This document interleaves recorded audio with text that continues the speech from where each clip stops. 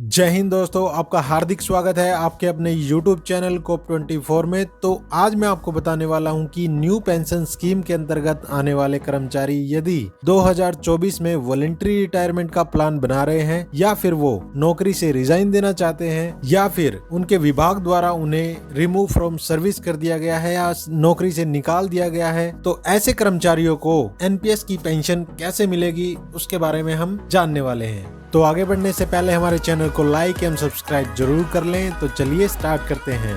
तो ये जो आप फॉर्म देख रहे हैं, exit from NPS due to premature voluntary retirement, resign from service, या अगर आपको रिमूव फ्रॉम सर्विस कर दिया जाता है तो उस केस में ये फॉर्म आपको या तो ऑनलाइन डाउनलोड करना है या अपने डिपार्टमेंट के किसी ब्रांच से जो एनपीएस डील करती हो उस ब्रांच से इसको ले लेना है। तो इस फॉर्म को आपको क्या करना है, पहले डाउनलोड करके प्रिंट आउट कर लेना है। जैसे आप इसको प्रिंट आउट कर लेते हैं तो उसके बाद हमारी फॉर्म भरने की प्रक्रिया स्टार्ट होती है। ये जो फॉर्म है वो 7 सेक्शन में बटा हुआ है। सबसे पहले आप देख सकते हैं सेक्शन ए, और उसके बाद आ जाता है सेक्शन बी जिसमें कि बैंक डिटेल है। इसके बाद आ जाता है सेक्शन सी जिसमें कि विड्रॉल डिटेल है, और सेक्शन डी इसके बाद है इसमें एन्युटी सर्विस प्रोवाइडर होते हैं। इसके बाद आ जाता है section E, subscriber nomination detail. यदि आप उत्तराधिकारी से जुड़ी जानकारी चाहते हैं तो उस वीडियो का लिंक मैंने डिस्क्रिप्शन में दे दिया है, उससे जाके आप देख सकते हैं किसे नॉमिनी बनाए और किसे नहीं। ठीक है, तो इसमें आ जाएगा सेक्शन ई में नॉमिनी डिटेल आ जाएंगी। इसके बाद आ जाता है सेक्शन एफ, इसमें सब्सक्राइबर की जो फैमिली डिटेल आ जाएंगी। अब इसके बाद आ जाता है section G, declaration and attestation by nodal office. ठीक है, कौन कौन से इसको डील करते हैं उनको मैं लास्ट में बताऊंगा कि कौन किसकी क्या भूमिका है।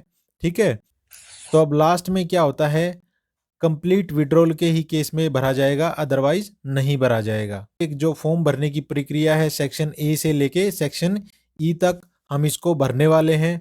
ठीक है, तो चलिए स्टार्ट करते हैं।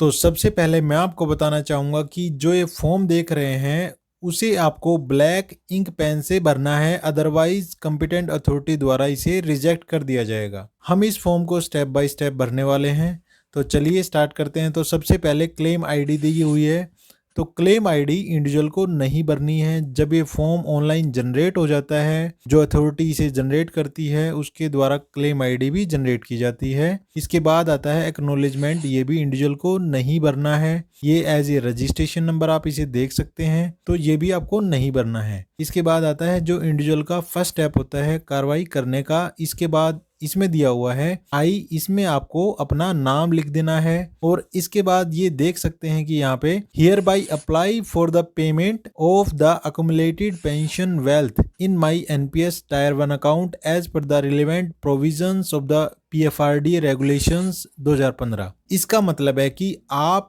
एनपीएस टायर 1 अकाउंट के अंतर्गत एक्यूमुलेटेड पेंशन वेल्थ के लिए अप्लाई कर रहे हैं। जो एक्यूमुलेटेड पेंशन वेल्थ है इसको हम आसान भाषा में पेंशन भी कह सकते हैं। अब पेंशन इसका मतलब है जो एक्यूमुलेटेड पेंशन वेल्थ है इसमें क्या होता है, जो आपका कंट्रीब्यूशन होता है प्लस इन्वेस्टमेंट जो ग्रोथ है वो इंक्लूडेड होता है, और माइनस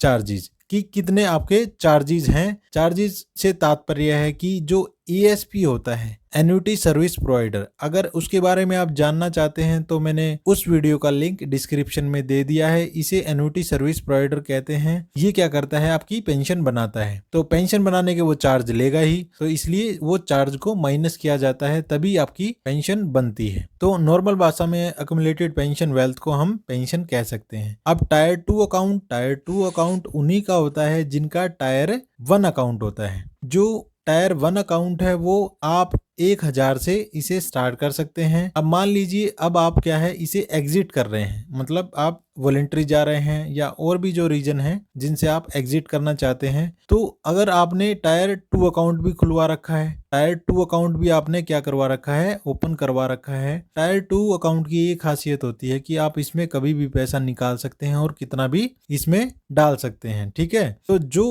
जब आप रिटायरमेंट जाते हैं तो आपकी एक्यूमुलेटेड पेंशन बनती है, उसके साथ साथ जो आपका जितना आपने जमा किया होगा टायर 2 अकाउंट में, साथ ही वो आपको मिलने वाला होता है। ठीक है, तो जो टायर 1 अकाउंट है और टायर 2 अकाउंट में जो अंतर है उसमें उसे हम अलग वीडियो में बात करेंगे। इसमें आप बस बेसिक सा जान लीजिए। अगर हम टायर 1 और टायर 2 में अंतर करें तो टायर 2 अकाउंट आपका पेंशन अकाउंट हो गया और टायर 2 अकाउंट आप इसे सेविंग अकाउंट के बिहाफ से इसे समझ सकते हैं, क्योंकि इसमें क्या है, रिटर्न अच्छा होता है। जो आपका नॉर्मल अकाउंट होता है उसमें रिटर्न अच्छा नहीं होता। ठीक है, उसमें आपको 4 से 4.5 से 5% इंटरेस्ट मिलता है, पर इसमें ज्यादा मिलता है। तो इसके बाद है फोटो का जो ऑप्शन है, फोटो इसमें आपको अपनी लगा देनी है और यहाँ पे क्या है, आपको साइन कर देना है। या तो आप साइन कर सकते हैं या थंब इंप्रेशन भी कर सकते हैं। तो जो फीमेल है उसके लिए राइट थंब का दिया हुआ है और मेल के लिए लेफ्ट थंब का दिया हुआ है। अब इसके बाद आता है सब्सक्राइबर पर्सनल डिटेल। सब्सक्राइबर का मतलब आपको यहाँ पे लेके चलना है कर्मचारी। जो कर्मचारी है, जो कर्मी है, जो एम्प्लॉय है, उसे आप सब्सक्राइबर मान लीजिए। ठीक है, तो हम स्टेप बाय स्टेप एक एक करके भरेंगे। वही जानकारी भरें जो आपके पुराने अकाउंट में है, अदरवाइज ये फॉर्म रिजेक्ट हो सकता है। तो अब आते हैं हम सब्सक्राइबर सेक्टर। सेक्टर जो होते हैं वो 3 प्रकार के होते हैं, प्राइमरी, सेकेंडरी और टर्सरी। ठीक है, इकोनॉमिक भाषा में हम इसे 3 सेक्टर में बांटते हैं। प्राइमरी में जहाँ से उत्पादन होता है, जैसे आप एग्रीकल्चर लगा लीजिए। अब जहाँ पे वो बनने के लिए जाता है उसे आप सेकेंडरी सेक्टर लगा लीजिए। अब वो सप्लाई हुआ, जो सेवाएं होती हैं वो टर्सरी सेक्टर में आती हैं। ठीक है, तो अब हमें क्या है, अपना सेक्टर चुनना है। तो सबसे पहले आता है गवर्नमेंट सेक्टर। यदि आप गवर्नमेंट सेक्टर में काम करते हैं, गवर्नमेंट नौकरी करते हैं, तो आपको इस पे टिक करना है। यदि आप कॉरपोरेट में काम करते हैं, यदि आप एक आम सिटीजन है तो भी अपना अकाउंट खुलवा सकते हैं। ये कब से हुआ है, 2009 से ये आम सिटीजन्स के लिए भी उनके लिए लागू हो गया है। अब इसके बाद आता है एनपीएस लाइट। एनपीएस लाइट में उन्हें कंसीडर किया जाता है जो बिल्कुल ही लो इनकम वाले हैं। ठीक है, यहाँ पे तो ये प्राइवेट हो गया, जिनकी सैलरी आ रही है, सब सेक्टर गवर्नमेंट सेक्टर हो गया। अब जिनका बिल्कुल ही मतलब वो है, जिनकी इकोनॉमिकल कंडीशन बिल्कुल ही कम है, उन्हें एनपीएस लाइट में कंसीडर किया जाता है। ठीक है, तो अब इसके बाद आता है पहला ऑप्शन ऑर्गेनाइजेशन नेम। अब गवर्नमेंट सेक्टर में मान लीजिए आप काम कर रहे हैं, तो आपका ऑर्गेनाइजेशन क्या है, आपका विभाग क्या है, तो वो उसमें आप लिख दीजिए। मान लीजिए आप आईटीबीपी में काम कर रहे हैं, भारत तिब्बत सीमा पुलिस बल में काम कर रहे हैं, अदर किसी डिपार्टमेंट में काम कर रहे हैं, तो आपको यहाँ पे उस विभाग का नाम लिख देना है। अब नंबर 2 पे आता है प्रान नंबर। जो आपका प्रान नंबर है उसे बिल्कुल सही भरें, उसे गलत न भरें। गलत भरने पर आपका फॉर्म रिजेक्ट हो सकता है। अब इसके बाद आ जाता है नंबर 3 पे फुल नेम। जो आपका नाम है वो इसमें भरें। मिडिल नेम है तो मिडिल नेम भरे, लास्ट नेम है तो लास्ट नेम भरे। अब 4th नंबर पे है सब्सक्राइबर जेंडर। जो सब्सक्राइबर मतलब कर्मी का जो जेंडर है कि मेल है, फीमेल है, जो भी है, अगर मेल है तो मेल करे, फीमेल है तो फीमेल करे। अब नंबर 5 पे क्या दिया हुआ है, फादर नेम। जो पैन कार्ड में फादर नेम दिया हुआ है उसको एज इट इज भरें। ठीक है, जो फादर नेम है उसको एज इट इज भरें। ठीक है, अब इसके बाद है 6 नंबर मैरिटल स्टेटस। अगर आप मैरिड हैं तो मैरिड वाले ऑप्शन पे टिक करें, अगर मैरिड नहीं है तो अनमैरिड पे टिक करें। अब नंबर 7 पे है मेडन नेम। मेडन नेम जैसे मान लिया जो फीमेल होती है उनका सरनेम जो होता है, उपनाम जो होता है, वो शादी से पहले कुछ होता है और शादी के बाद वो चेंज करवा लेते हैं। तो जो शादी के पहले होता है वो आपको इसमें मेडन नेम में भरना है। ठीक है, शादी से पहले वाला, न कि शादी से बाद वाला। अब मान लीजिए अब 8 में क्या है, स्पाउस नेम। अब जो शादी के बाद हो गया है तो वो इसको आप में इसमें भर देना है। जैसे मान लिया अनमैरिड हैं तो दोनों में क्या आ जाएगा, सेम आ जाएगा। ठीक है, तो अब नंबर 9 पे क्या है, स्पाउस जेंडर। स्पाउस का जेंडर क्या है, जैसे आपकी पत्नी है तो उसका जेंडर क्या होगा, फीमेल हो गया। ठीक है, फीमेल एम्प्लॉय है तो उसका जो हस्बैंड होगा तो वो क्या होगा, मेल में आ जाएगा। अब इसके बाद आता है पॉइंट नंबर 10 पे। पॉइंट नंबर 10 पे हम देख लेते हैं डेट ऑफ रेजिग्नेशन। जो आपकी रेजिग्नेशन डेट है या एग्जिट डेट है, कहने का मतलब है या आप वॉलेंटरी रिटायरमेंट जा रहे हैं तो जब से आप जा रहे हैं जिस डेट से, तो वो डेट आ जाएगी। ठीक है, यहाँ पे अगर आप रिजाइन दे के जा रहे हैं या आपको रिमूव फ्रॉम सर्विस जिस डेट से किया गया है तो वो डेट यहाँ पे आ जाएगी। ठीक है, यहाँ पे 1/1/2024 जो भी आपकी डेट है आप उसे भर सकते हैं। मैंने इसे एग्जाम्पल दिया है। अब नंबर 11 पे आ जाते हैं। जो आपकी डेट ऑफ बर्थ है, जो डेट ऑफ बर्थ प्रान में है वही आपको भरनी है। इसमें 24/11 जो भी है आपकी डेट ऑफ बर्थ XYZ। अब नंबर 12 पे आ जाते हैं। आधार जो है आपका आधार नंबर, उसे आप जो आपने पैन कार्ड डिटेल में इसे भरवा रखा है वही इसमें भरना है आपको। और नंबर 13 पे क्या है, पैन जो भी है आपका पैन नंबर जो है वो उसे इसमें भरना है। KYC नंबर अगर है तो ठीक है, अदरवाइज इसे न भरें। 15 में क्या है, are you politically exposed person, तो इसमें करना है आपको नो। अगर आप यस कर देंगे तो गलत हो जाएगा। अब इसके बाद आ जाते हैं पॉइंट नंबर 16 पे, are you related to a politically expose person, तो इसमें नो करना है आपको। अब नंबर 17 पे आ जाते हैं, do you have any history of convictions under any criminal proceeding in India और अब्रोड, तो आपको इसमें नो करना है। जहां भी आपने यस कर दिया वहीं ये फॉर्म क्या हो जाएगा, रिजेक्ट हो जाएगा। ठीक है, इसके बाद दिया हुआ है पॉइंट नंबर 18, जो आपकी कॉन्टेक्ट डिटेल है वो आपको इसमें भरनी है। आपका फोन नंबर जो होगा वो आपको इसमें भर देना है। अल्टरनेट भी कोई फोन नंबर है वो भी इसमें आप भरें। इन केस में अगर फोन नंबर वो नहीं मिलता है तो इससे संपर्क किया जा सके। अब इसके बाद आ जाता है जीमेल अकाउंट आपको इसमें मेंशन कर देना है। अब इसके बाद है point number 19, subscriber full address, जो आपका एड्रेस है यहाँ पे वो आपको भर देना है। ठीक है, आपका हाउस नंबर क्या है, डिस्ट्रिक्ट क्या है और स्टेट क्या है, वो आपको इसमें भर देना है। तो जो सेक्शन ए है वो पूरा हो चुका है। तो अब इसके बाद हमें सेक्शन बी पे चलना है। सेक्शन बी में क्या है, बैंक डिटेल है। ये ध्यान रखिए जो बैंक डिटेल हैं वो आपकी वही हो जो पैन कार्ड डिटेल में आपकी हैं, एग्जिस्ट करती हैं, तो वही भरें, इसके अलावा न भरें। ठीक है, या तो पहले उसे अपडेट करवा लें, उसके बाद ही आप इसमें इसको अप्लाई करें। अब 20 नंबर पॉइंट पे देख लेते हैं कि बैंक अकाउंट नंबर, जो भी आपका बैंक अकाउंट नंबर है 31897 जो भी है वो इसे आप भर दें।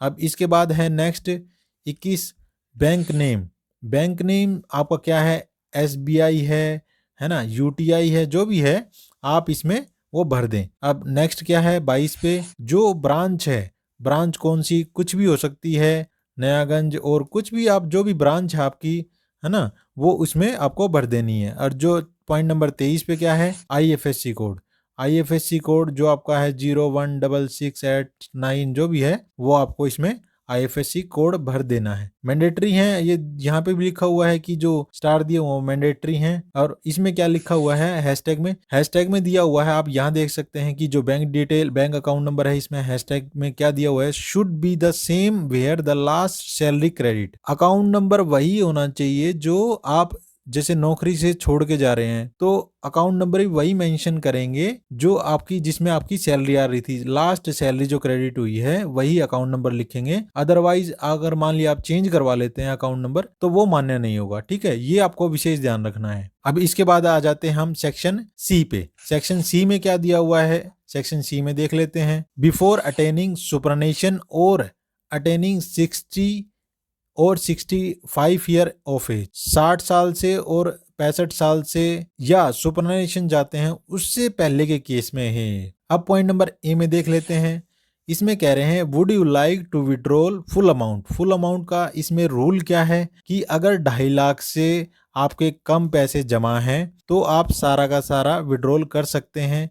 पहले कितना था, पहले ये 1 लाख था, अब 2.5 लाख कर दिया है। अगर आपके अकाउंट में वॉलेंट्री जाने के टाइम 2.5 लाख से कम है या 2.5 लाख है तो आप पूरा अमाउंट निकाल सकते हैं। अगर 2.5 लाख से कम है तो आप इसे यस करें, और 2.5 लाख से अगर ज्यादा है तो आप इसे क्या करेंगे, नो कर देंगे। ठीक है, इसके बाद आता है पॉइंट नंबर बी पे, would you like to have normal withdrawal में क्या होगा, आपकी क्या है, पेंशन बनेगी। वो पेंशन कैसे बनेगी, क्योंकि अगर आपके 2.5 लाख से ज़्यादा हैं तो आपको क्या नॉर्मल विड्रॉल में आएंगे। ठीक है, तो नॉर्मल विड्रॉल में ये पूछना चाह रहा है कि आप नॉर्मल विड्रॉल करना चाहते हैं तो आप क्या करेंगे, यस कर देंगे। मैं आपको बता देता हूँ, जो वॉलेंट्री रिजाइन दे के जाते हैं या आपको रिमूव फ्रॉम सर्विस कर दिया जाता है सुपरनेशन और मेडिकल बोर्ड आउट को छोड़ के, तो उस केस में क्या होता है 20% तो आपको क्या है मिल जाता है जो टोटल जमा है, और 80% की क्या होती है, पेंशन बन जाती है। टोटल कितना हो गया 100%। तो ऐसे ही आपको इसमें क्या करना है, मेंशन करना है, और कुछ ज्यादा नहीं है।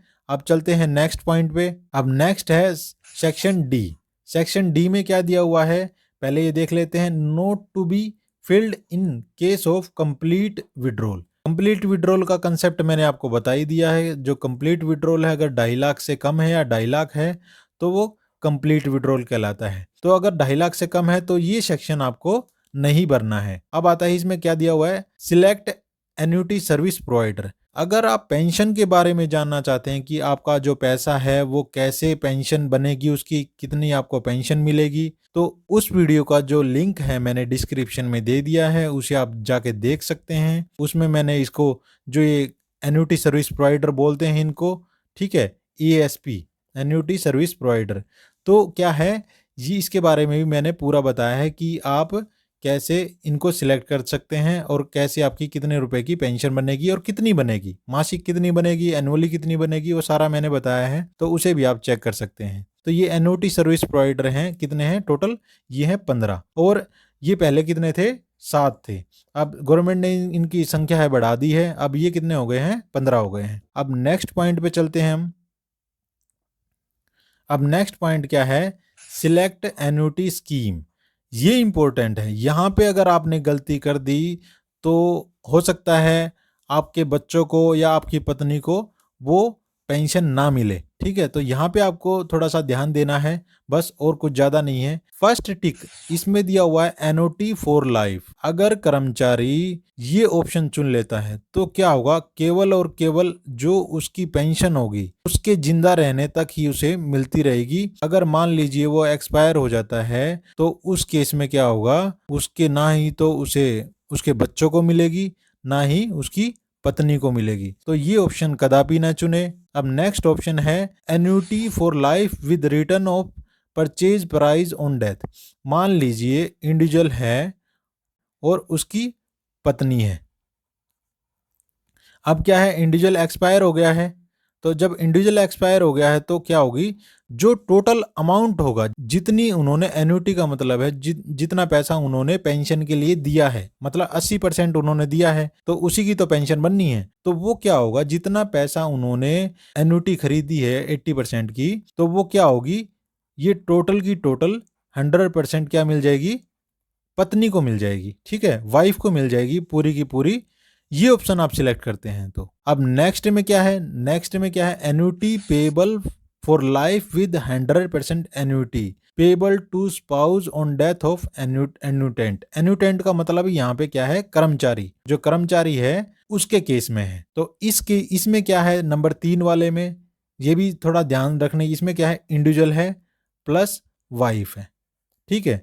तो इसमें क्या है कि अगर इंडिविजुअल की डेथ हो गई है तो क्या होगा, वाइफ की क्या बन जाएगी, पेंशन बन जाएगी, न कि टोटल जो इतना जितना पैसा की वो ले रहे हैं, पेंशन ले रहे हैं, वो टोटल परचेज प्राइस जिसको बोलते हैं, तो वो सारा नंबर 2 वाले में तो सारा 100% पैसा मिल जाता है और इसमें क्या होता है, पेंशन बन जाती है। और इसके बाद नेक्स्ट में क्या है, ये भी केस हो सकता है कि पहले वाइफ एक्सपायर हो जाए फिर बाद में इंडिविजुअल हो, तो इसमें क्या होता है, ये ऑप्शन हमें चुनना नहीं चाहिए। इसके बाद ये 4th वाला जो है ये इंपॉर्टेंट है, ये ठीक रहता है, क्योंकि इसमें क्या है मैं आपको बता देता हूँ, इंडिविजुअल है प्लस वाइफ है, ठीक है, और प्लस नॉमिनी। नॉमिनी यहाँ पे नॉमिनी का कंसेप्ट क्या है, अब बच्चों का है, ठीक है, जो चाइल्ड हैं उनसे रिलेटेड है। तो इसमें क्या है, जब इंडिविजुअल एक्सपायर हो जाएगा तो किसको मिलेगी पेंशन, वाइफ को मिलेगी, ठीक है, वाइफ को पेंशन मिलेगी। अगर वाइफ भी एक्सपायर हो जाती है तो क्या होगा, जो जो टोटल अमाउंट होगा,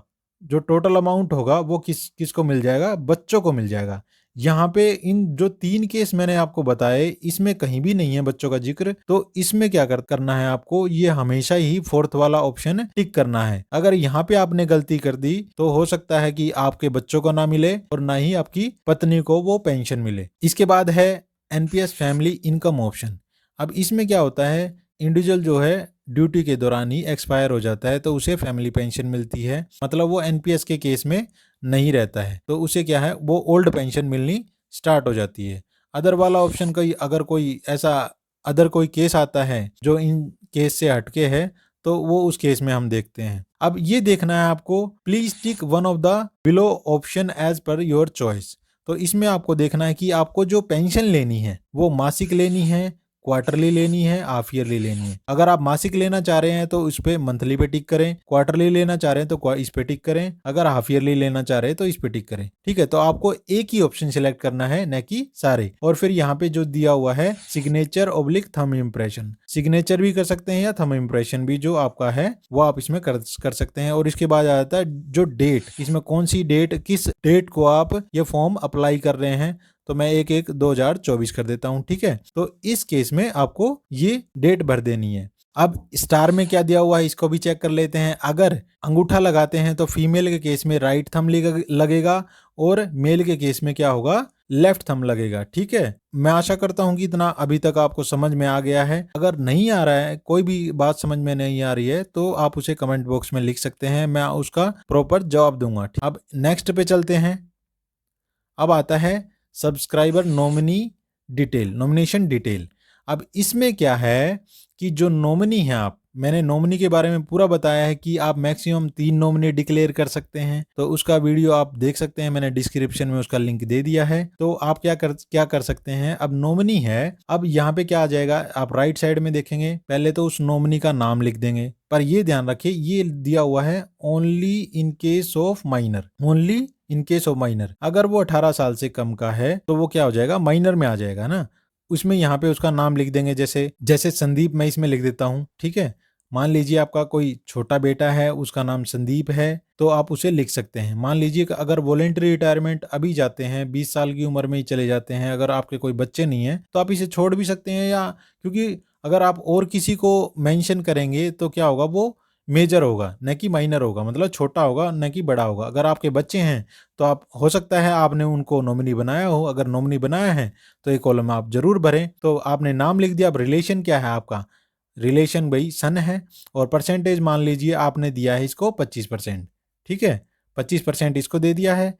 अब इसके बाद आता है date of birth of nominee. Nominee की जो डेट ऑफ बर्थ है, मान लीजिए डेट ऑफ बर्थ उसकी कितनी है, 1/1/2000, तो उसकी डेट ऑफ बर्थ ये है। गार्जियन नेम, गार्जियन कौन होते हैं, जो संरक्षक होते हैं, मतलब आपके जो माता पिता होंगे, मतलब जो कर्मी होगा वही गार्जियन होगा, तो उसमें गार्जियन का नाम आ जाएगा। गार्जियन का जो भी नाम है वो नाम लिख दें, और गार्जियन की जो डेट ऑफ बर्थ है वो इसमें लिख दें। फिर जो एड्रेस है, ठीक है, वो इस एड्रेस में भर दें और गार्जियन अपने इसमें साइन कर दे। तो ये सब कुछ पूरा करने के बाद आप क्या करें, अब अगर आपके और भी नॉमिनी है, ठीक है, अगर आपका दूसरा भी बेटा है तो उसका भी इसमें नाम लिख दें। एक तो वो हो ही गया, एक ये हो गया, नंबर 2 और नंबर 3। तो इस प्रकार आपको नॉमिनी भी बनाने जरूरी हैं। अगर आपका दूसरा बेटा है, बेटी है, तो उसे भी आप नॉमिनी, ये ध्यान रखिए ये only in case of minor में है। ये आपको तभी भरने हैं जब वो माइनर वाले केस है, अगर वो छोटे हैं तो तभी भरने हैं। ठीक है, अदरवाइज आपको नहीं भरने हैं। अब चलिए अगले सेक्शन में चलते हैं। अब सेक्शन नेक्स्ट दिया हुआ है सेक्शन एफ। सेक्शन एफ में दिया हुआ है सब्सक्राइबर फैमिली मेंबर। अब यहाँ पे क्या दिया हुआ है, टू बी फिल्ड इन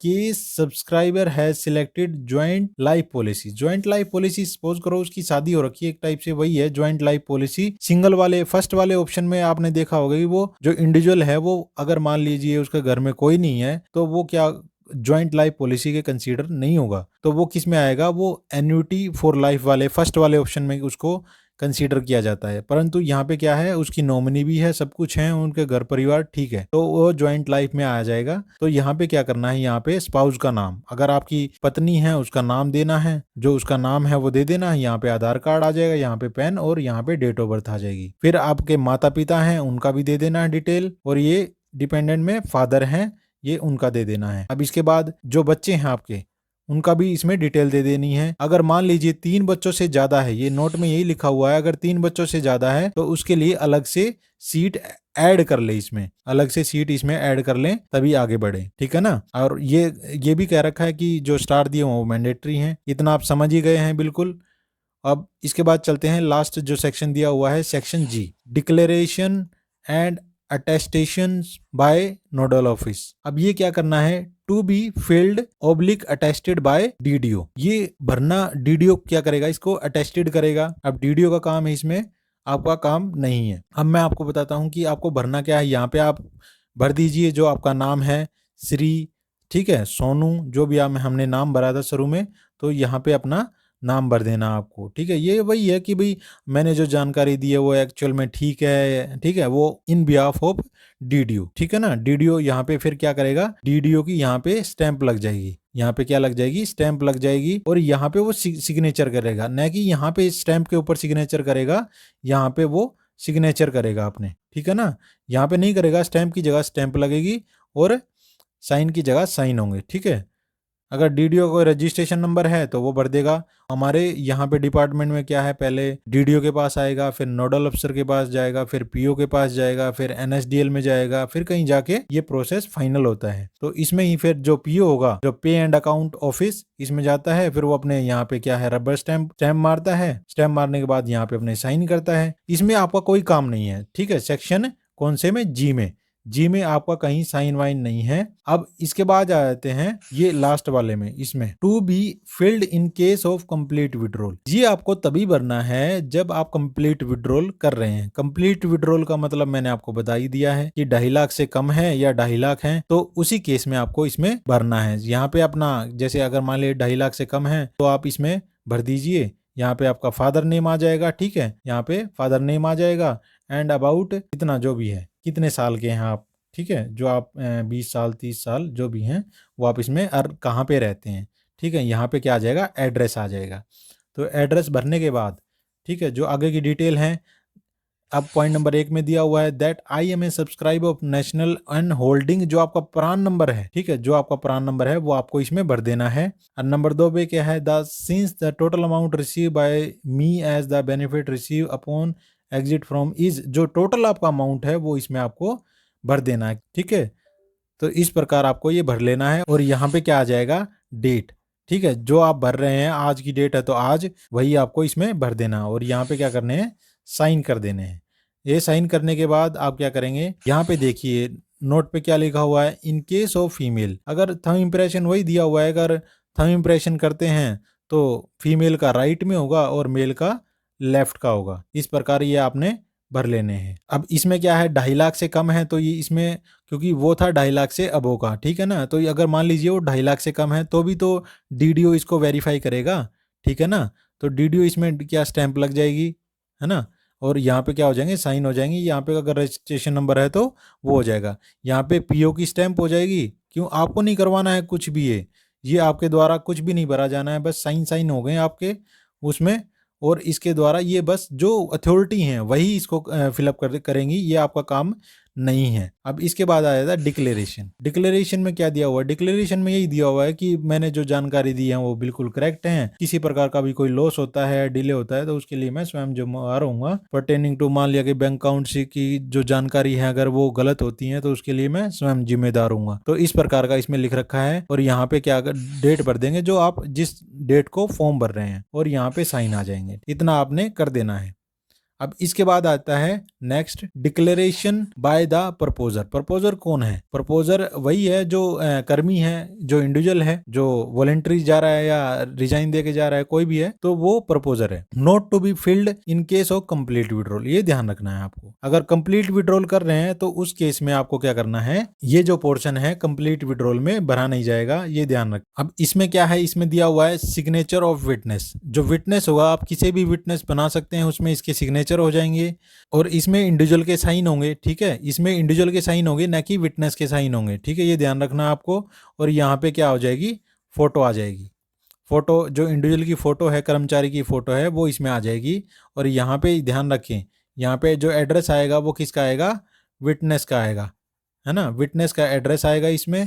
और यहाँ पे जिस दिन आप फॉर्म भर रहे हैं वो डेट आ जाएगी। अब इसके बाद दिया हुआ है declaration when proposer form is filled by, अगर किसी अन्य के द्वारा, जैसे मान लीजिए मैं वॉलंटरी जा रहा हूं और मैं फॉर्म को नहीं भर रहा हूं, और कोई भर रहा है, तो उस केस में ये डिटेल भरनी है, अदरवाइज ये नहीं भरनी है। और तब भी नहीं भरनी है जब आप इसे कंप्लीट विड्रॉल कर रहे हैं, क्योंकि मोस्टली आप देखेंगे कि जो फॉर्म भरता है वो इंडिविजुअली भरता है, इसके अलावा और कोई नहीं भरता है। वो तभी भरते हैं जब मेडिकल बोर्ड आउट होते हैं। मेडिकल बोर्ड आउट का अलग फॉर्म होता है, क्योंकि मान लीजिए मेडिकल बोर्ड आउट किसी बीमारी के कारण होता है बंदा, और उसका हाथ नहीं चल रहा है, तो वो क्या होता है मेडिकल बोर्ड आउट के केस में पॉसिबल होता है, तभी होता है ये, अदरवाइज नहीं होता है। तो ये उसमें तभी भरता है जब ये फॉर्म है और कोई भर रहा है आपका ना, signature of the person making the declaration, यहाँ पे सिग्नेचर आ जाएंगे, तो उसी केस में इसको भर देना है, ठीक है ना। बस इतना ही है इस फॉर्म में, कुछ ज्यादा नहीं है। तो आपको ध्यान से भरना है, कोई भी गलती नहीं करनी है, पूरा ब्लैक पेन से भरना है। बस यहाँ पे आपको ध्यान रखना है कि जब आप स्कीम जो है, जब आप इसे सिलेक्ट करें, मोस्टली आप किसे करें 4th नंबर वाली पे, इसको ही आप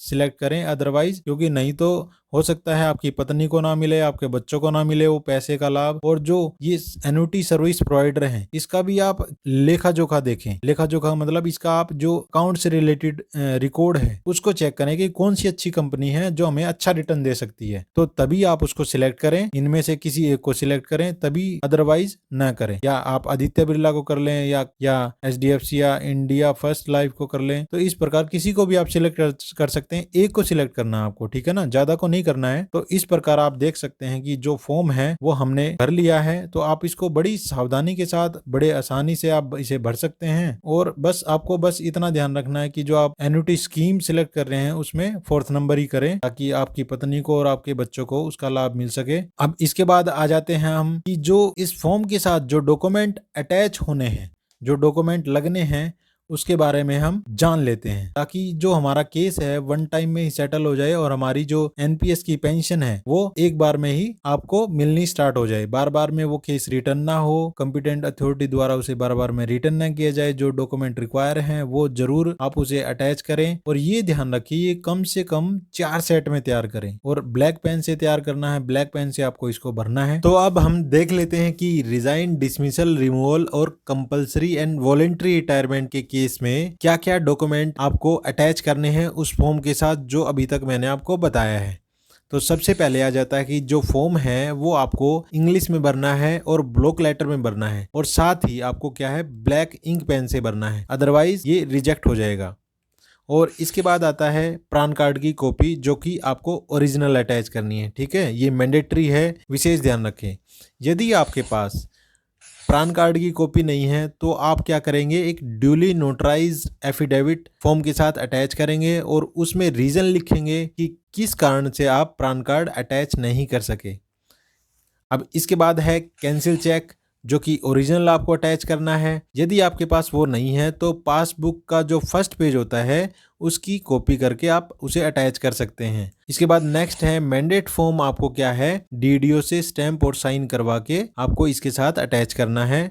इसके बाद नेक्स्ट है आधार एंड पैन कार्ड की कॉपी ऑफ इंडिविजुअल, जो रिजाइन देके जा रहा है या डिसमिसल जा रहा है किसी भी केस में, तो उसकी आधार और पैन कार्ड की कॉपी लग जाएगी। अब इसके बाद आता है डिस्चार्ज, डिसमिसल, रिमूवल, वॉलेंट्री, जो भी केस है तो उसमें क्या है ऑर्डर की कॉपी होती है, तो वो आपको उसकी अटैच करनी है। अब नेक्स्ट क्या है signature of individual in pan card, जो पैन कार्ड है और जो फॉर्म आप भर रहे हैं उसमें साइन दोनों सेम होने जरूरी है। अब नेक्स्ट क्या है मैंडेटरी फील्ड, जो मैंडेटरी जिसमें स्टार दिए हुए हैं उसे आपको जरूर भरना है और आपको फॉर्म में ब्लैंक नहीं छोड़ना है। साथ ही साथ आपको क्या करना है, फॉर्म को बैक टू बैक प्रिंट नहीं करना है, अदरवाइज क्या हो जाएगा आपका जो फॉर्म है वो रिजेक्ट हो जाएगा। अब नेक्स्ट क्या है, जहां पर DDO की भूमिका दी हुई है, DDO को जहां पे स्टैंप और साइन लगना है वहां पे क्या है DDO के स्टैंप और साइन हो जाएंगे, और DDO जो है वो साइन ब्लैक इंक से करेगा, ठीक है। अब नेक्स्ट क्या है, जब DDO द्वारा आपका फॉर्म को वेरीफाई कर दिया जाता है तो उसके बाद एक फॉरवर्डिंग लेटर बनता है जो कि नोडल ऑफिस के लिए बनता है, तो वो forwarding letter head of office द्वारा तैयार किया जाता है। तो इस प्रकार ये आप देख सकते हैं, ये डॉक्यूमेंट आपको फॉर्म के साथ अटैच करने हैं।